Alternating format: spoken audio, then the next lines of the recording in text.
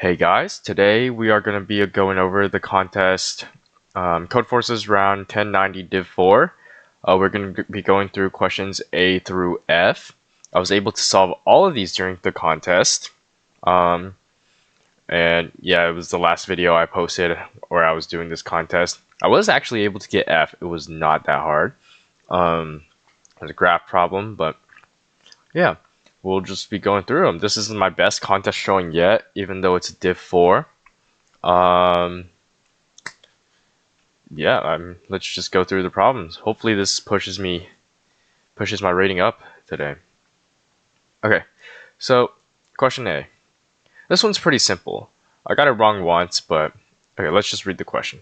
You're given an integer x. Your task is to choose a integer y such that the minimum of x and y is maximized. So this is very simple. You kind of just realize for any y you choose, in order to maximize it, it has to be greater than x, right? Like your range is literally just, like if your minimum is x, your range is literally just x or greater. Now we do have this bound of -67 to 67 for y. So say x is 67, right? Then if we pick any y greater, then we're gonna have a bound issue. So we have to cap it at 67. It has to be like this way. So our range is actually just this, from 67 inclusive to, or from x inclusive to 67 exclusive. And that's where I messed up on the contest. This is just one wrong submission. Which by this you can quite simply just see, since you can choose any number between this, you can just choose x. In the submission I was like, okay, I'll just choose x plus 1. But then I ran into this bound issue. But just to keep it simple, choose x. You won't run into any issues. Let's code this up. We take in a test case t, and to input, and range t, and equals, or I guess it's y, or no, we take in an x, right? And then it's simply just, this is the easiest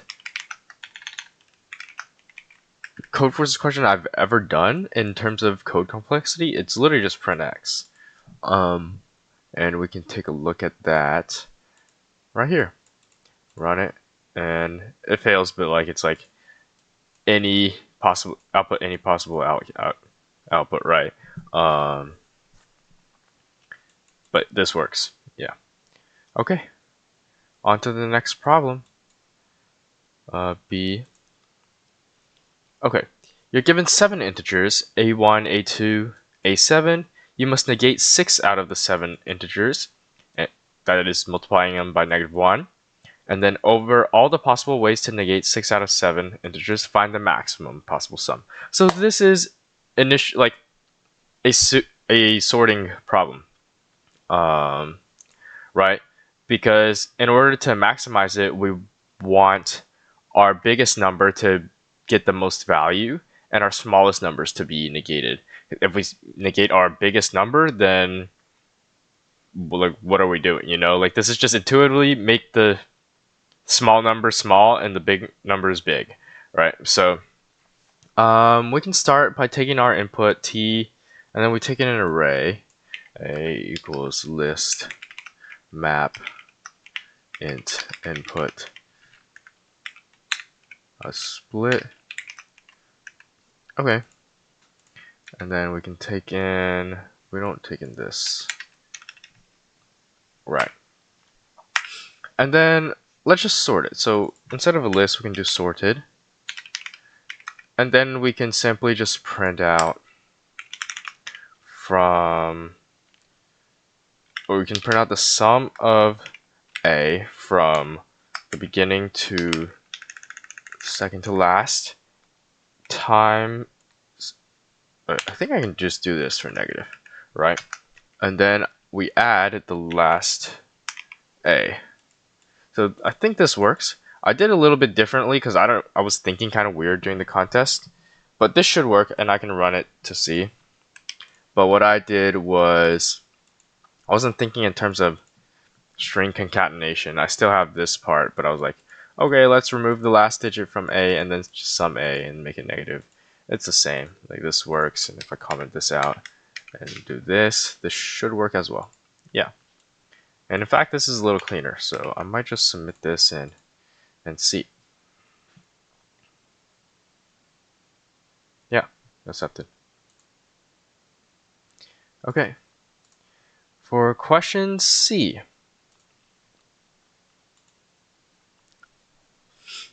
you're given an integer n, construct a permutation of length 3n such that if you partition the permutation into n contiguous blocks with 3 elements, the sum of the medians of these blocks is maximized. So you must construct a permutation P of length 3n such that the sum of the medians is maximized. And if you see these, it's like they're 3i plus b, where b is like 1, 2, 3. And this just tells us that we're looking at blocks of 3, so we're looking at indexes 1, 2, 3 together, the median of 1, 2, 3, the median of 4, 5, 6, the median of 7, 8, 9, right? If there are multiple possible p's, output any. Okay, so looking at, like, you can kind of find the answer just by looking at the first test case. We look at 1, 2, 3, right? The median is 3, and then we look at 2, 5, 6. The median is 5. So 3 plus 5 is 8, and that's our maximum median. Now, how do we do this? Like, how are we supposed to group these numbers? Again, we want our middle number to be as high as possible. So our middle number should be as close to, like, our a 3i plus 2 should be as close to a 3i plus 3 as possible. And then a 3i plus 1 should be like the smallest numbers in the array. Like, we never want to use those. All right. So if we look at it, like if we just have 1, 2, 3, 4, 5, 6, let's say, I guess this is supposed to be n equals 2. We have 6. How do we get the biggest numbers as close to, or how do we get our median to be as close to the biggest numbers as possible? Well, we already said that we never want our small numbers to be the median, right? We can kind of use that for our first number, our 3i plus 1, just as a filler. And then we want a big number, right? So why not just pick our biggest number? And then we want the number closest to our biggest number, which in this case is 5. So the median of this is 5, right? Because median is middle. Now let's build our next group. So these are no longer available. We take 2, that's our smallest. We take 4, that's our biggest. And then the closest number to 4 is 3. So let's take 3. And in here the median's 5, the median's 3. We add these together, that equals 8. Boom. We can try for a bigger test case. Let's say n equals 4, so that means we would need all the way to 12, right? 1, 2, 3, 4, 5, 6, 7, 8, 9, 10, 11, 12. So easily groups 1, 12, 11. Our median is 11. 2, 10, 9. Our median is 9. Just cross these out. Boom, boom, boom, boom. 3, 8, 7. Median is 7. Boom, boom, boom. And then finally 4, 6, 5. And our median is 5. So yeah, that's kind of how this works. Let's code this up. We're taking in t and n, so it's similar to this test case. And then we need a for loop. Let's track our low, which is just 1. Our high is 3n. And then for, let's just call this LH so I don't have to type so many letters. I in range in. Let's have a toPrint variable.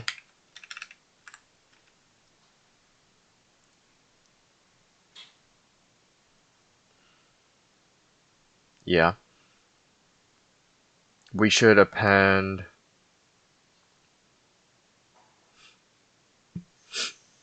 toPrint.append L, H, and then H. Okay, we can do toPrint.extend. So, okay, temp equals L, H, H minus 1, and then we extend toPrint by temp. And then we just have to move our pointers. L plus equals 1, and then H minus equals 2, right? Because we use 1 from the left and 2 from the right. And yeah, I think this is the whole answer. And then finally, we print star toPrint. All right, because it's an array, we have to unpack it. And let's take a look.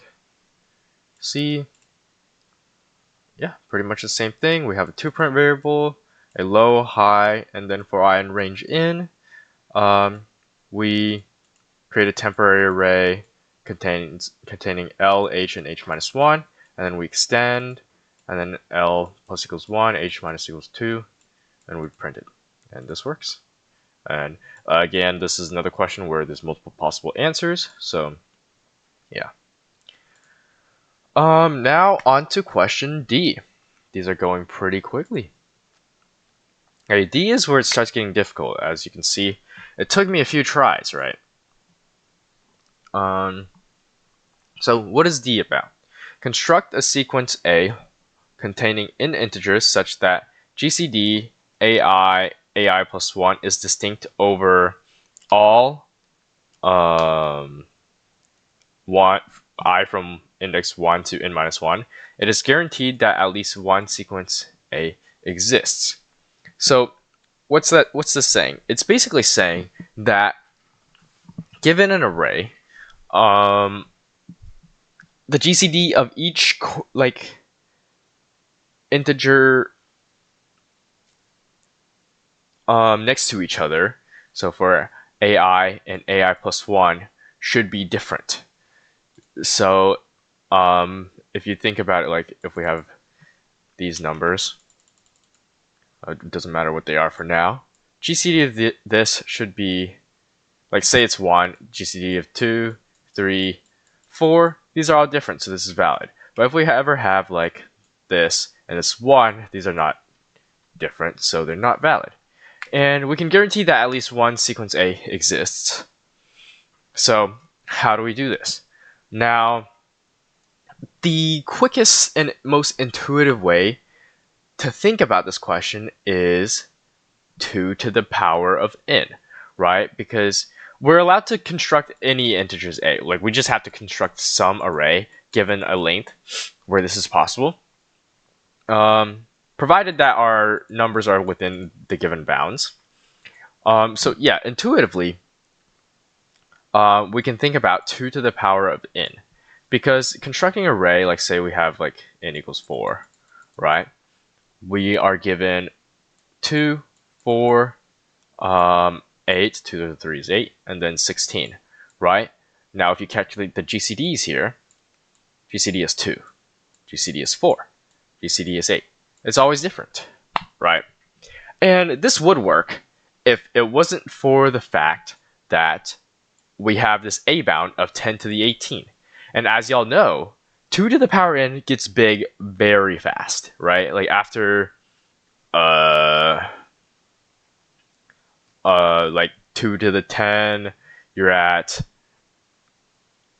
what was it? It's like 512. To the 11 is 1024, and or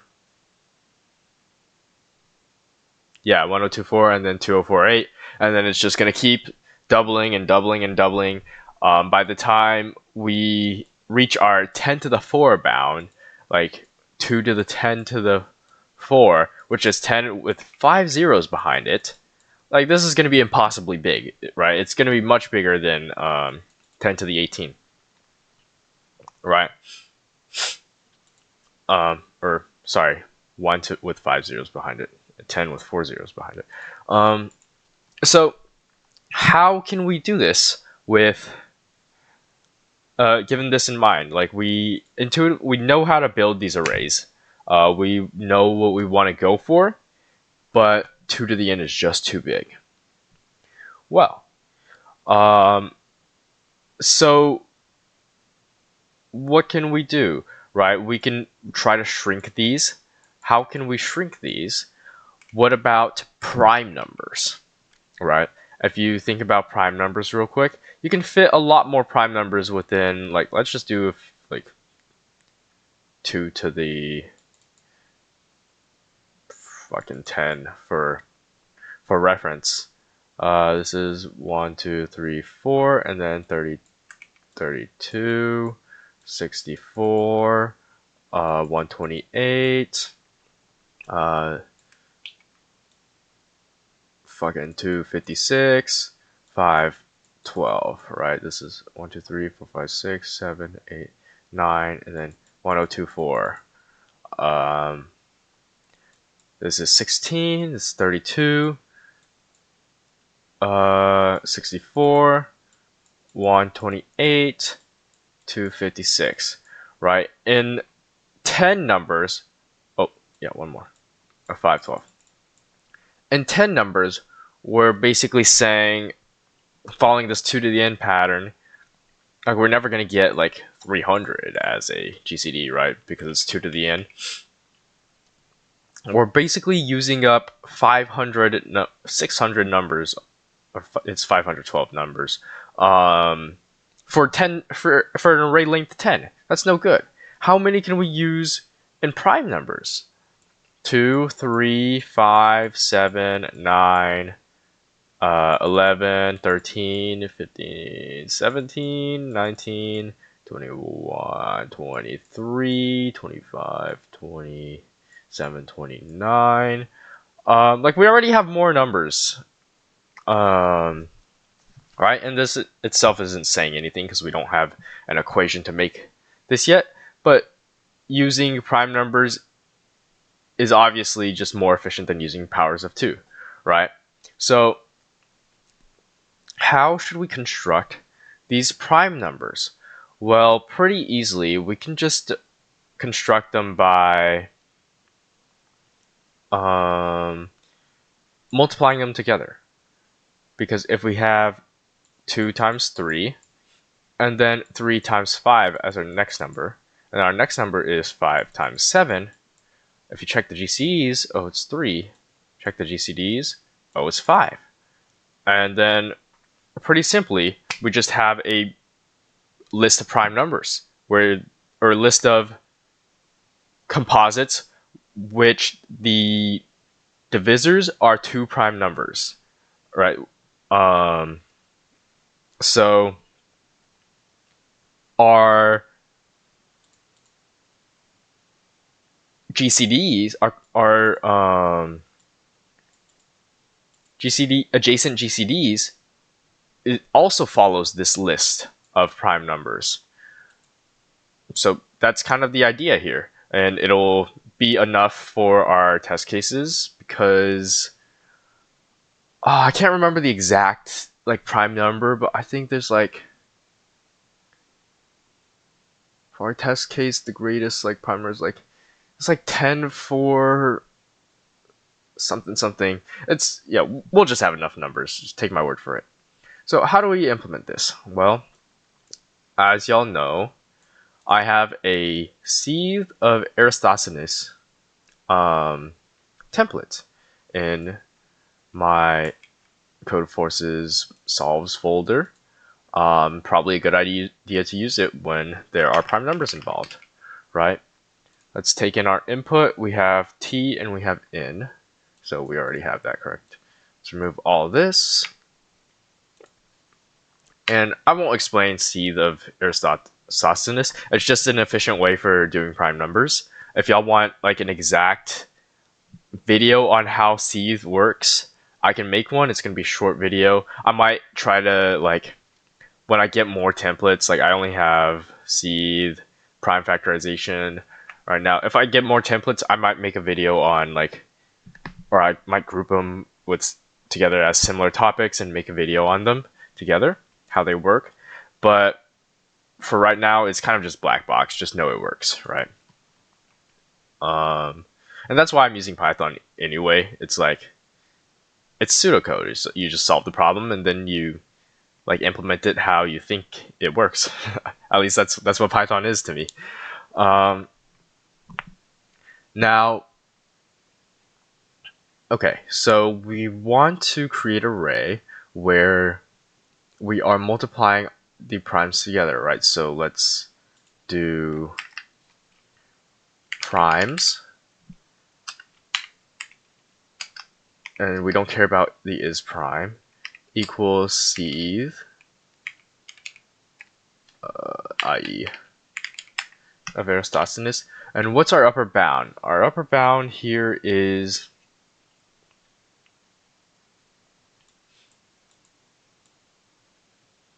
let me think, what did I use? I think I used 10 to the 6 because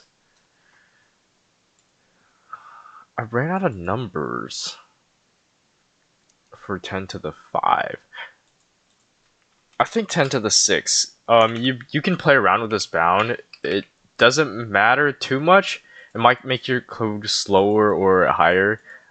I haven't found the exact number for this, so, and I don't plan on doing it. If any of y'all are interested, maybe y'all can comment down below what our true upper bound is. But now we only care about n, right? So we're only gonna iterate through like what we need anyway. So for I in range n, let's track a 2print.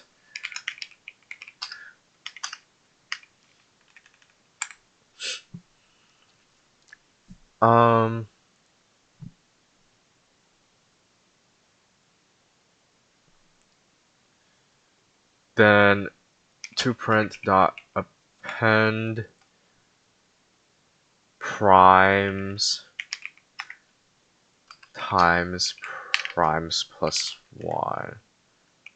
Or I guess we can do like from 1 to n so we don't get an out of bounds error. And then we do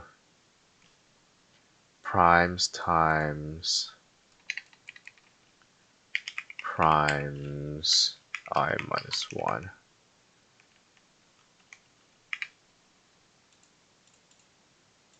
I need to do plus 1.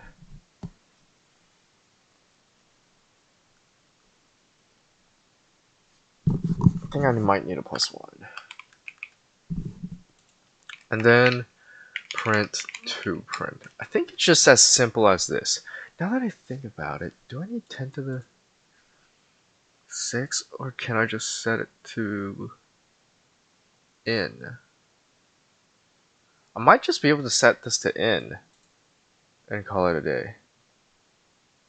Like in here. But then you just call this like multiple times.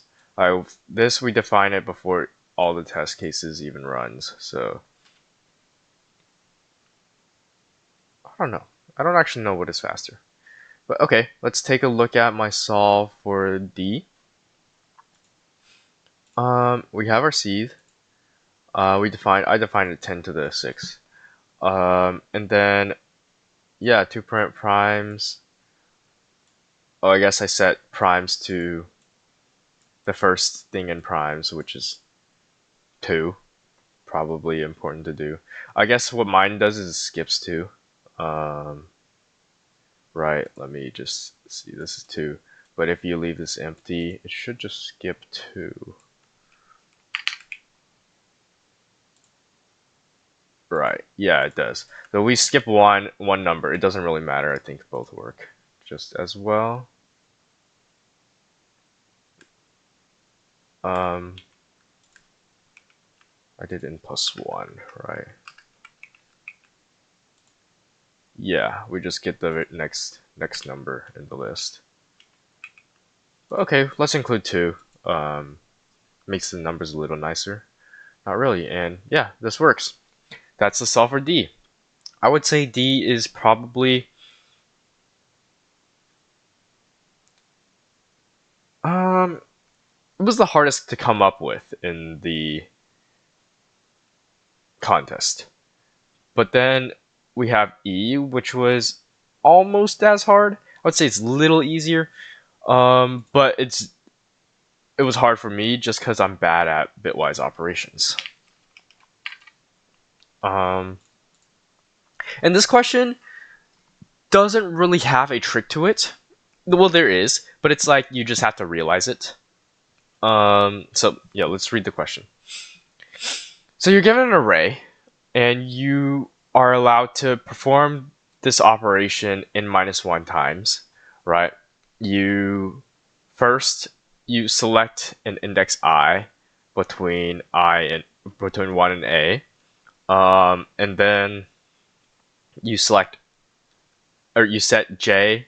So J is all the other indexes in A, equal to J XOR X.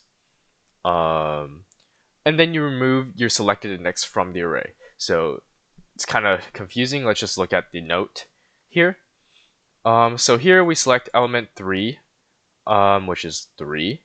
We remove it from the array, and then we bitwise everything else in it. So 1 bitwise 3, 2 bitwise 3. And then we're left with 2, 1.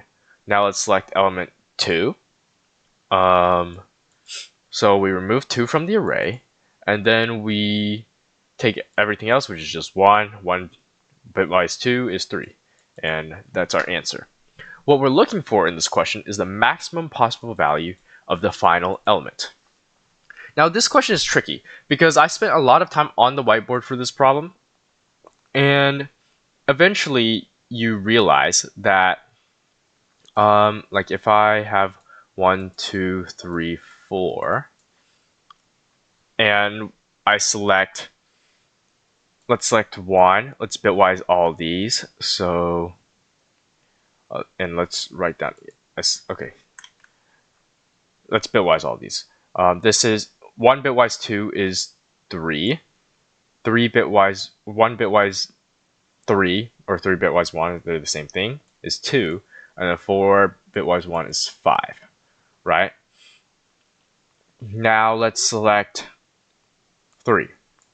2 bitwise 3, I don't actually know. Let me pull out a calculator.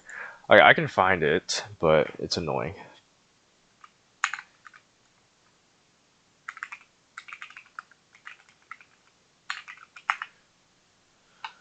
I've went to this website 3 times in 3 days. 2 bitwise 3 is 1. Boom. And then 3 bitwise 5 is 6. Boom. Oh man, I need to fix this bug. Backend is reconnecting. Okay. Now it doesn't really matter what you select. Right, let's select 1. 1 bitwise 6 is just 7. Right. So this is interesting, right? Now, what are we actually doing here? We are kind of eliminating these numbers, and we get to here. These are equivalent to indexes 1, 2, like 3 and 4, right? If you take a look, 3 bitwise 4 is actually 7 as well. And I can prove that with this calculator. Right? Why does this happen? It's because if we look at our bitwise operators, 3 bitwise 1, bitwise 3 is just 1, right? That we get here. And then 4 bitwise 1, bitwise 3 is just 6, and I can prove that with this. 4 bitwise 1, bitwise 3 is just 6. So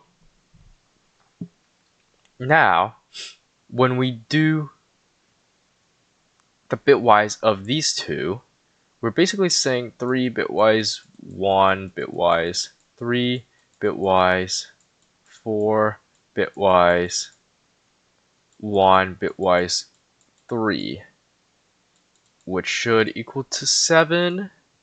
3, 1, 3, 4, 1, 3. 3, 1, 3, 4, 1, 3 is 7. And why is this interesting to us? Because bitwise operations actually can cancel out. Like if you do 1 bitwise 3 bitwise 3 again, these, like, what bitwise is actually doing is it's flipping the bits, and so when you have the same operation twice, they flip each other back. So these can't actually cancel out, and we can count where they cancel out here. There's a 3, so this cancels. There's 3, this cancels. There's 1, 1. So in the end, you're left with 4 bitwise 3, which is just 7, as we've seen earlier. And this happens for any two pair. Basically, you can force any two pair into like this state where they cancel out into like just like, for example, if these two were our targets, we could cancel everything into 1 bitwise 2. If these two, we could cancel everything into 2 bitwise 3. So the bitwise operation is actually, or like doing the actual operation specified in the problem, is trivial. We don't care about it at all. We only care about the maximum of the bitwise between every single pair in this. Now, our numbers are small enough. We have n is less than 3105. We're given 3 seconds. So this is just pretty obviously an n squared solution, right? We can iterate through every single pair and find the maximum bitwise. So yeah, let's do that. We take an t, and then we take an n, and then we take an array. Boom. Let's close this, go back here. Boom, boom, A, and then list. And then boom.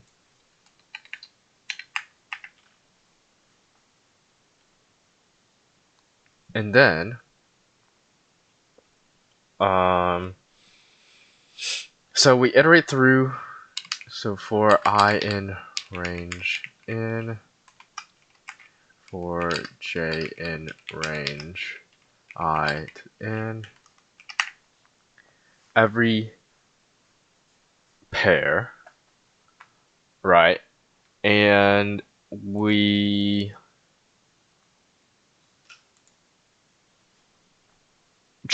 we have to check a maximum. We're looking for a maximum, and we are looking for and what am I saying? We're looking for the max. So let's say like best equals 0, and then this should be I plus 1 to n, and then we simply just look for the best best is equal to max, the maximum of the current best, and a I bitwise a j, and then we print our best. Oh. Yeah, this is the whole solution, I believe. And let's take a look at our E. Yeah, basically it's exactly the same. Best, and then we compare every single possible pair, and let's run it, and it works. Alrighty, on to question F. So I'm not too sure if I can explain this well. I should be able to because it's not a real graph problem. But it is the first graph problem I've done on here. Or graph problem. I say graph. It's a tree problem. So where's my thing? Here it is. All that. Let's read the problem. You're given two integers, x and y. Your task is to construct a tree with x plus y nodes rooted at node 1 such that exactly x nodes in the tree have even subtree size, and exactly y nodes in the tree have odd subtree size. What does that mean? So if you just have one node, what's your tree size? It's 1. It's odd, right? If you have two nodes, how many subtrees do you have? You have 2, right? Because you have just 2 by itself, and then you have 1, 2. So this is 1, this is 2, right? So the subtree size of this subtree, is 1, so it's odd. The subtree size of this, the whole thing, is 2, so it's even, right? Does that make sense? If it doesn't, comment down below.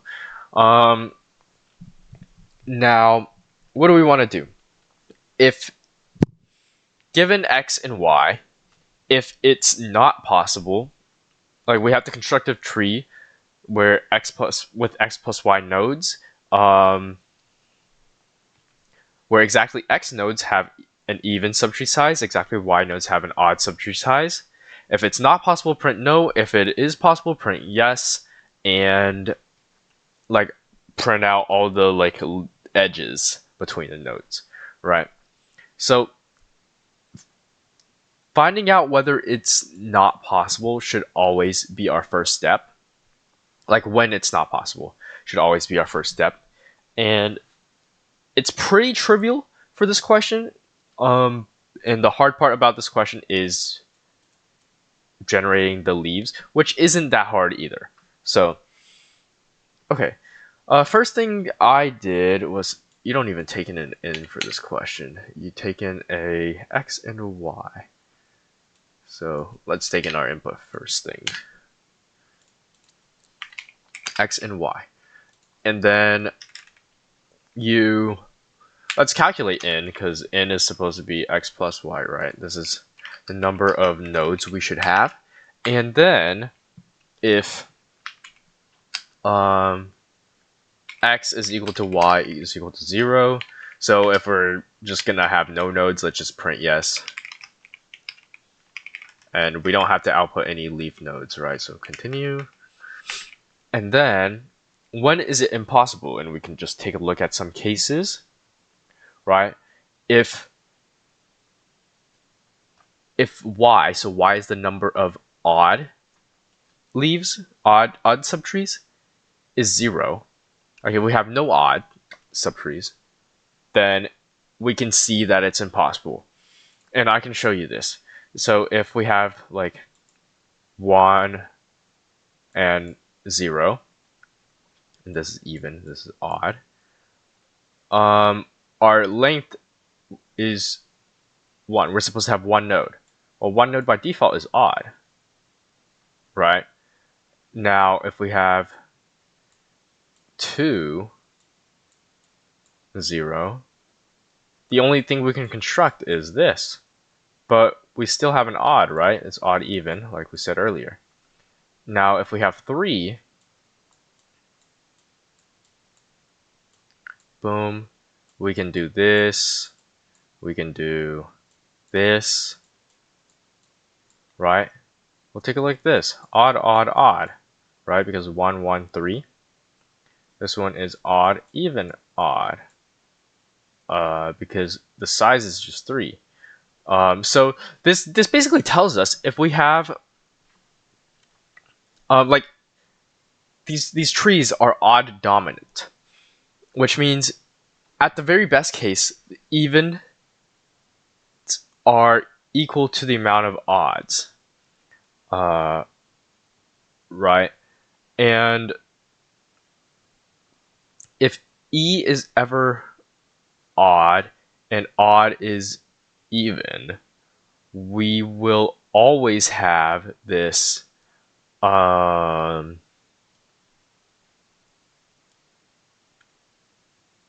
kind of flip-flop. Okay, I don't really know what I'm saying. Let's just stick to what our test cases are saying. Basically, if we don't have any odds at all, it's impossible, because these are our 3 cases, right? If even is 1, or if even is odd, and y and odds are 0, we can't make it. If evens are even and y's are 0, then we still can't make it, right? So that encompasses all the possible numbers. So print no, continue, and then when else is it impossible? Now, if x is greater than y, this is also impossible. Print no, continue, and this is because, as I was trying to explain this earlier, but it's odd dominant. So evens at best can only be equal to odds. And we can see that by testing like maybe 1, 1, 1 even, 1 odd, right? This is the best case scenario. Maybe we can do 2, 2, where I would build it like even, odd, right? Maybe we can build like this is odd,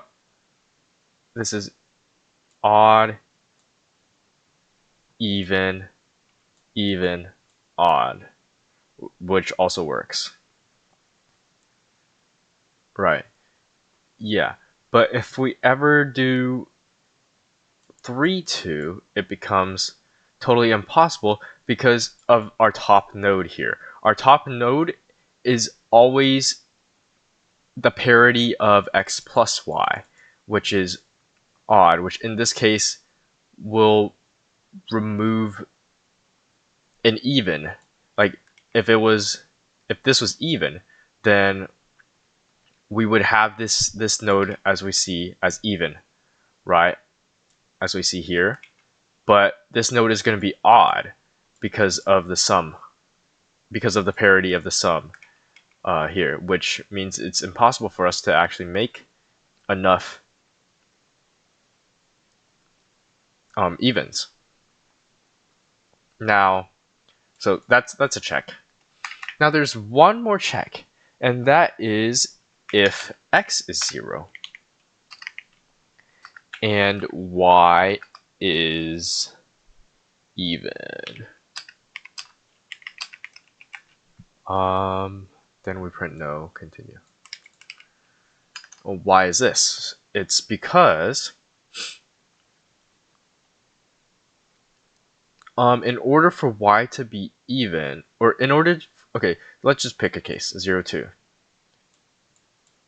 As we saw earlier, this is the only thing we can build because we need 2 nodes, and that gives us 1 even, 1 odd, 0, 4.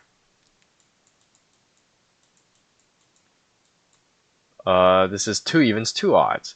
We can't really build it with no odds, right? Because if we ever have this little leaf node, that's going to be odd. So that's why it's impossible. Because even no matter how you branch this, you're gonna have odd, odd. So that's the last check. So, those are all the checks for is it possible or not. And if all of those pass, then it is possible. Yes. And then we get to the hard part of how should we generate our trees. And if you've looked at like how I've been generating these, this is kind of what you do. You want to, or you kind of see that generating them in a chain like this flip-flops parity, like odd, or like, yeah, odd, even, odd, even. And then if we have one more, it's odd, even, odd, even, odd.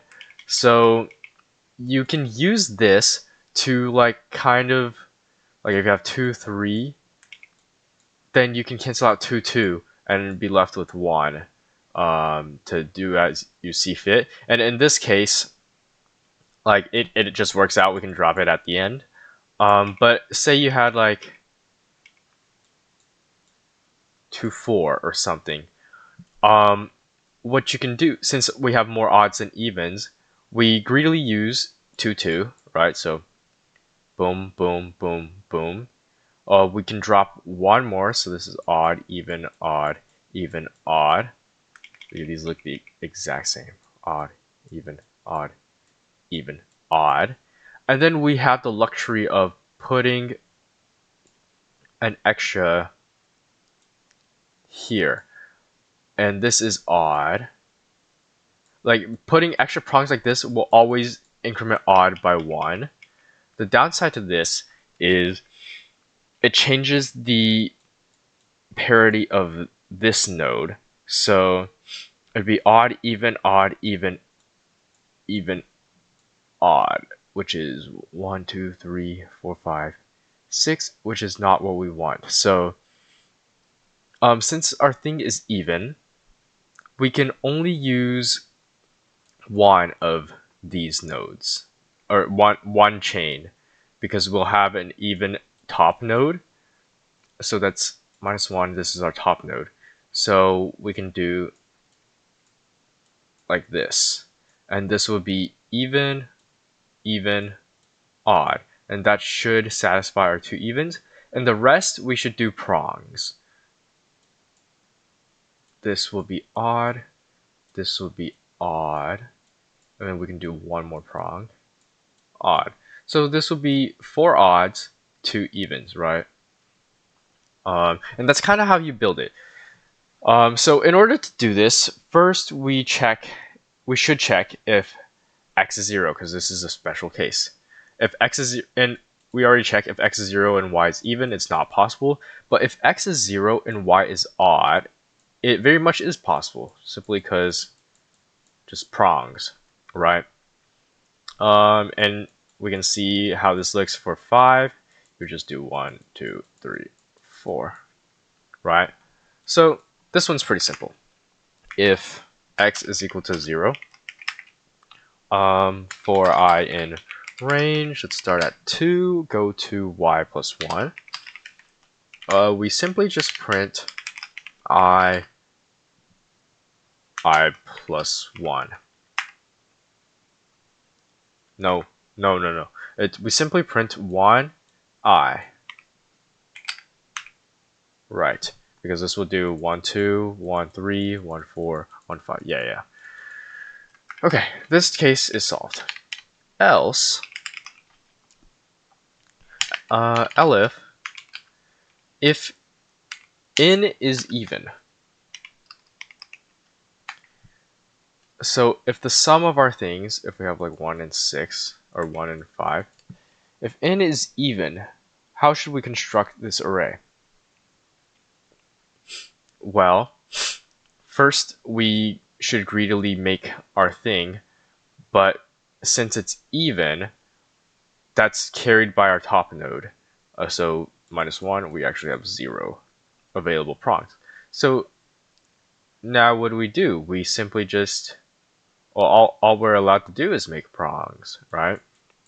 1, 2, 3, 4, 5.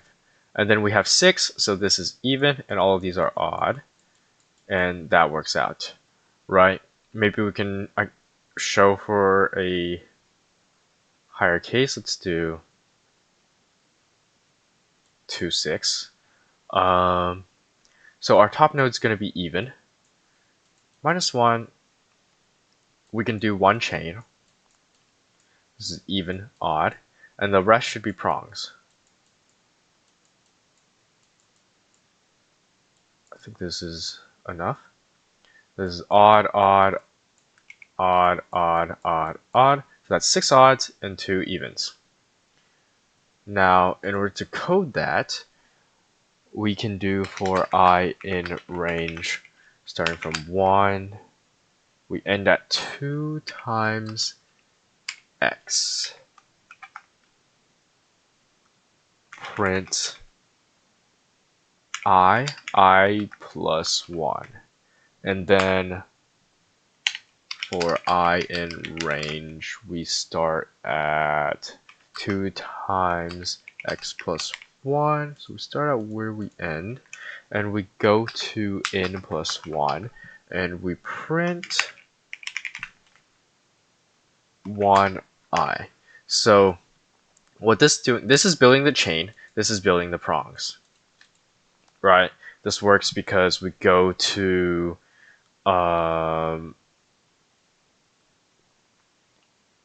2 times x, which is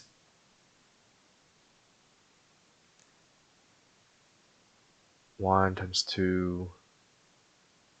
We start at 1, so if we have 1, our end is 2, but we start at 1.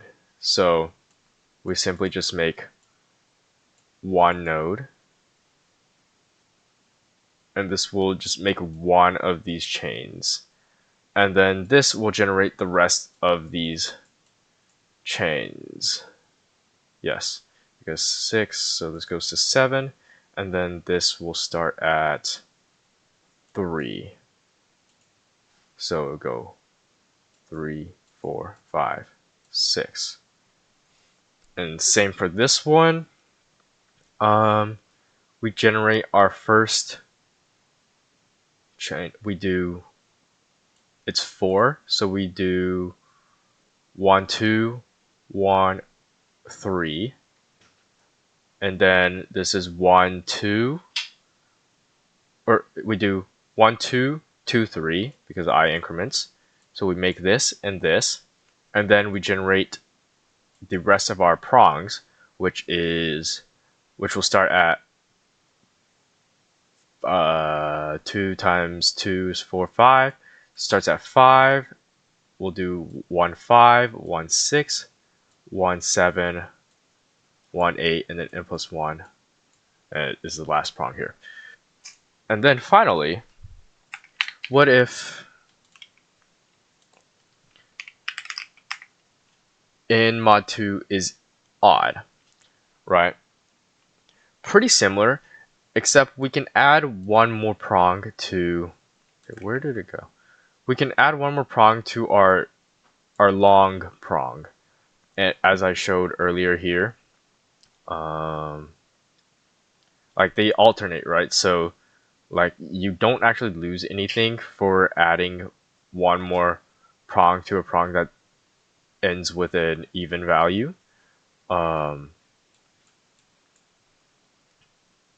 But let me kind of just demonstrate with, let's do 1, 4. This is odd. So first, let's use our odd. Okay, what is with my backend? Maybe I'll just, whatever. Let's do 1, 4, 0. We start off with this prong. We start off with this root. So this is going to be odd, or this is going to be odd. So we take one from here. We build one chain because that's the left of our evens, and we're perfectly fine adding this odd. We know this is going to be odd, even, and then we build prongs for all the other odds, which I think is this. This is good. 1, 2, 3, 4, and 1. And that's kind of how this rolls. We can demonstrate with 2, 5. So we take 1 from here to build our root. And then we have even, odd, even, odd. That takes care of all our evens. This is odd, odd. No, sorry. We do one more. Even, odd. Right. Even, odd, odd. Yeah, so this 1, 2, 3, 4, and then 1, 2. So we have our evens taken care of, and we just build one more prong for odd. So this is 1, 2, 3, 4, 5, and then 1, 2. And perfect. And so to code that up, the code is basically the same, except we allow ourselves one extra prong at the end of x, and we start from x plus 2 instead. And this should be the full code, right? From 1, we just build all the prongs. If it's even, first we build the chain. The chain should be even. Well, it would end in odd, and then the root node. Yeah, and then we allow ourselves one extra, and then we build the prongs. Yeah, okay, this should be right. Let's take a look at it. F.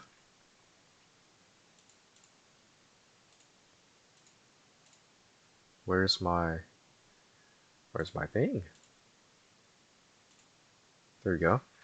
And the code's basically the same. We find our in, check for x, y equals 0, checks for y equals 0, check for x greater than y, check for x is equal to 0 and y mod 2 equal to 0. Otherwise, it's possible. And then print our prongs from 2y plus 1. Yeah, this is all the same. Mod 2 check. Oh, first we build our chain, and then we build our prongs. All this is the same. And then we build our chain with one extra leeway, and we build our prongs. Bang. Yes, no, yes, no, no, yes. And then yes, no, yes, yeah. Did I skip one? Yeah, oh, yes, no, yes, yes. Yes, no, yes, yes. No, no, yes. No, no, yes. So that fills out. The leaves will be a little different depending on how you coded the generation, but it should work. Alrighty. Man, explanation of F was kind of long, but if that made sense, great. If that didn't make sense, try to rewatch it. I know the explanation was kind of sloppy, but it makes sense. Essentially, you're just generating the chain first and then the prongs. Well, you're checking for the edge cases, and then for when it's even, you generate the chain first and then generate the prongs. And then if it's even or if it's odd, add one extra node of leeway to it. But yeah, if y'all enjoyed this video, be sure to like and subscribe. I will see y'all guys next time. Bye.